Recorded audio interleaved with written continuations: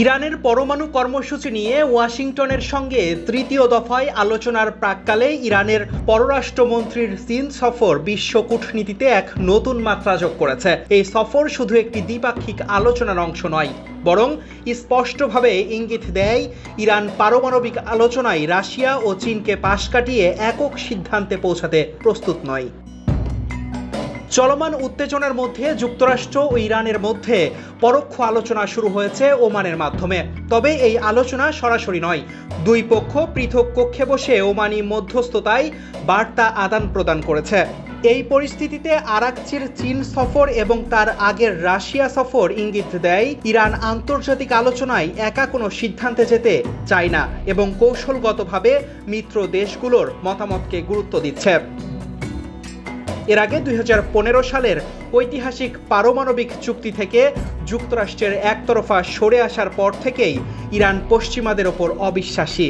Trump প্রশাসনের নতুন মেয়াদে প্রেসিডেন্ট ট্রাম্পের পুনরাবির্ভাব এবং তার ইরান বিরোধী অবস্থান পরিস্থিতিকে আরও জটিল করে তুলেছে। এদিকে যুক্তরাষ্ট্র আবারও কৌশলগতভাবে সামরিক চাপ সৃষ্টি করছে।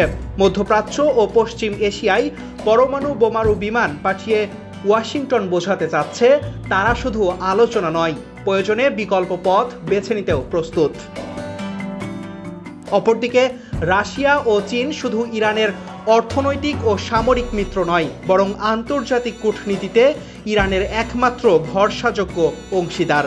এ বিষয়ে মস্কো সফরের সময়ে ইরানের পররাষ্ট্রমন্ত্রী স্পষ্ট বলেন, পারমাণবিক ইস্যুতে তেহরান সবসময় রাশিয়া চীনের সঙ্গে ঘনিষ্ঠ পরামর্শ করে।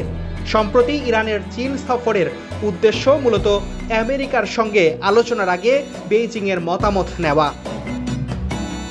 বিশ্লেষকরা বলছেন, রাশিয়া চীনের পরাশক্তির সক্রিয় অংশগ্রহণ ইরানকে যেমন কূটনৈতিক বল দিয়েছে, তেমনি যুক্তরাষ্ট্রকেও বার্তা দিচ্ছে তারা যেন বিষয়টিকে ইরান বনাম যুক্তরাষ্ট্র হিসেবে না দেখে।